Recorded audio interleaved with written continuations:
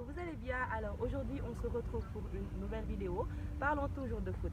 Nous sommes en présence de Monsieur Ibrahima Junior Lai qui va, comme d'habitude, nous parler de foot, nous parler de ce qu'il pense de la Ligue des Champions. Voilà.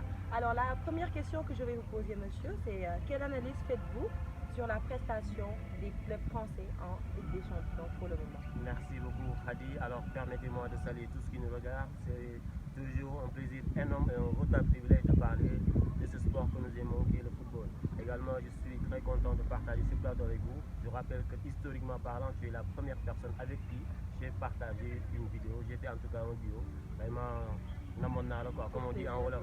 Voilà, donc pour répondre à ta question, je pense que l'analyse que je ferai juste pour la prestation en tout cas des clubs français pour le moment en Ligue des Champions sera d'abord une analyse objective. Je serai objectif, mais je ne serai pas gentil vis-à-vis des clubs français parce qu'aujourd'hui ils n'ont pas bien en tout cas presté en Ligue des Champions. Seul le Paris Saint-Germain a remporté une fois un match.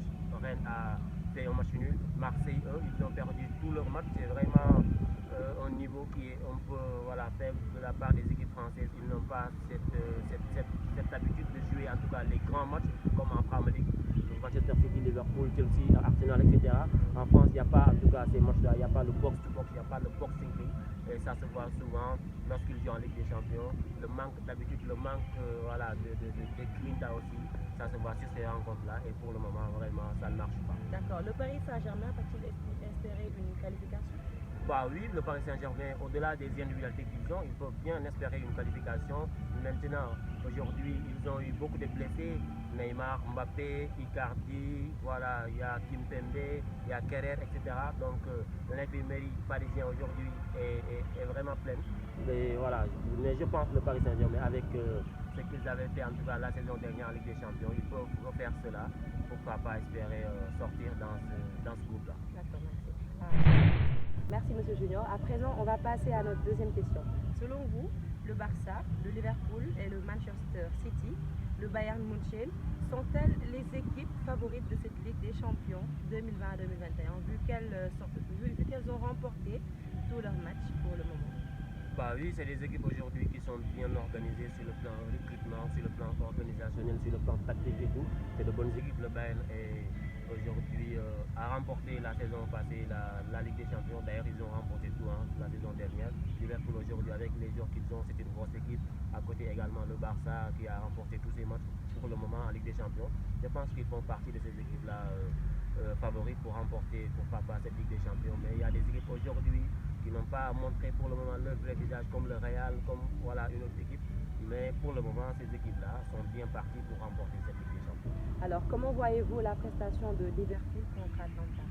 Bon, je vois que c'est une prestation XXL parce que Liverpool, c'est vraiment une équipe extraordinaire avec une armada offensive incroyable. Imaginez-vous, on met sur le banc Firmino pour faire entrer en tout cas Diogo Jota, le portugais. Il entre et il est décisif, il marque 2 buts, je pense. Donc ce jour-là, depuis qu'il est là, il a apporté un plus à l'attaque des Reds de Liverpool.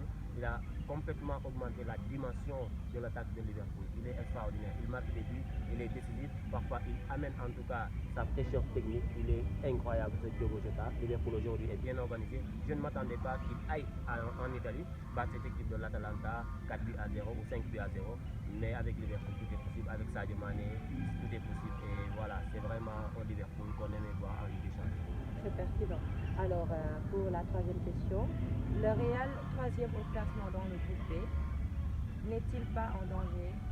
Le Real a toujours cette expérience de jouer la Ligue des Champions. Je vous rappelle que c'est l'équipe qui a remporté le plus de Ligue des Champions. Donc il a l'habitude par moment aussi de mal démarrer en Ligue des Champions, mais finalement, parce que la Ligue des Champions aussi, c'est une dose de confiance, une dose d'expérience. Le Real est assez expérimenté. Je pense que bientôt, ils vont revenir à un bon niveau pour pourquoi pas occuper la deuxième place ou bien la première place. Parce que personne n'attendait en tout cas le Manchester Gladbach occuper la première place aujourd'hui. Pour vous dire que le football, c'est un ascenseur émotionnel. Ce n'est pas un sport qui est exact, c'est un sport inexact. Tout peut se passer. Manchester Gladbach est aujourd'hui premier, Real troisième, ex-aequo avec Shakhtar, Inter est dernier. Mais je vous le dis, dans ce groupe-là, rien n'est encore fait, tout reste possible. Merci monsieur. Maintenant, place à l'équipe sénégalaise. Voilà. Comment trouvez-vous la liste des joueurs sélectionnés par Ali Cissé? Je trouve qu'il a sélectionné globalement de très bons joueurs, en tout cas de la défense jusqu'à l'attaque, sans oublier en tout cas les gardiens qu'il a sélectionnés. Je pense à Edouard Mendy aujourd'hui, qui fait partie des meilleurs gardiens d'Europe, qui fait partie des meilleurs gardiens de la Premier League. Il est juste incroyable. Quand vous avez un gardien de glace, vous pouvez espérer remporter tout au match. On a deux gardiens qui sont bons, même l'autre, Bingourou Kamara, je pense, il est bon.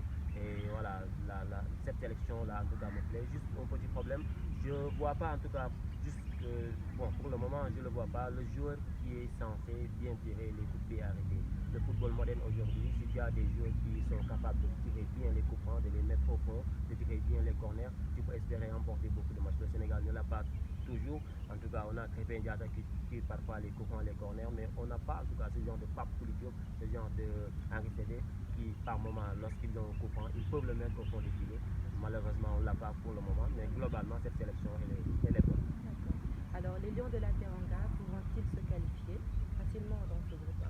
Bah oui, pourquoi pas, parce que tout dit que le favori, c'est celui qui remplit tous les caractères du point de vue expérience, du point de vue addition d'individualité. Le Sénégal là, quand Koulibaly est là et Sadio Mané est là, Koulibaly c'est lui qui assure l'organisation défensive de cette équipe. Donc là, on est rassuré. Sadio Mané, avec sa tacticité, sa technicité, il peut apporter beaucoup de créativité dans ce jeu sénégalais.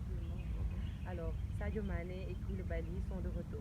Alors, pouvons-nous être rassurés pour remporter ces deux matchs contre la Guinée-Bissau? Oui, nous sommes très rassurés pour remporter ces deux matchs-là parce que voilà, le Sénégal a des individualités. Même si le football, c'est pas que l'addition de talent, c'est pas que des individualités. Donc voilà, ils n'étaient pas là. Ils n'étaient pas là en tout cas les matchs précédents. Ils sont revenus. Ils vont revenir en force. Et Sadio Mané, je pense qu'il a envie de marquer beaucoup de buts. Kalidou Koulibaly, nous le connaissons tous, le leader charismatique de cette équipe-là. Il est revenu. Et voilà, nous sommes vraiment rassurés. Merci beaucoup, M. Junior Lai, pour cette analyse très pertinente. Alors, chers abonnés, c'était tout pour aujourd'hui. N'oubliez pas d'aimer la vidéo si toutefois elle vous aura plu. Aussi, n'oubliez pas d'activer la cloche de notification pour ne rater aucune de nos publications. S'il vous plaît, avant de terminer, cette vidéo avant tout est dédiée à une cousine, une sœur qui a... Voilà, en tout cas, qui a perdu la vie le dimanche passé. Elle s'appelle, merci beaucoup, elle s'appelle Khadija Faye, c'est une cousine à moi. Donc je voulais juste en tout cas lui rendre un petit hommage parce qu'aujourd'hui, chaque jour, Allah nous montre, en tout cas nous rappelle que cette vie est éphémère et passagère et que la mort peut nous, voilà, peut venir à tout moment nous prendre. Et voilà, toute âme goûtera à la mort. Aujourd'hui c'est Khadija Faye, demain ça sera moi, après demain ça sera celle qui nous regarde ou celui qui nous regarde. Donc c'est ça la vie. Khadija, au-delà d'être une personne très bonne, c'est une personne en tout cas qui avait une personnalité et une générosité incommensurable. Khadija c'est vraiment un exemple à suivre. Khadija, elle travaille en tout cas comme tâche au ministère des Sports. C'est une personne aimée par tous sur les réseaux sociaux, elle est connue.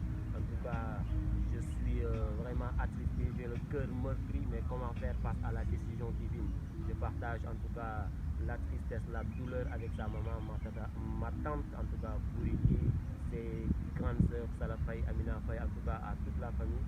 Khadija, qu'Allah t'accueille dans son paradis éternel, que la terre de Cambérène soit légère sur vous. Nous t'aimons en tout cas, nous allons toujours t'aimer et never forget you. Merci. Alors, chers abonnés, j'espère que vous n'allez pas oublier de prononcer des prières à l'endroit de notre chère Khadija, de la défunte Khadija.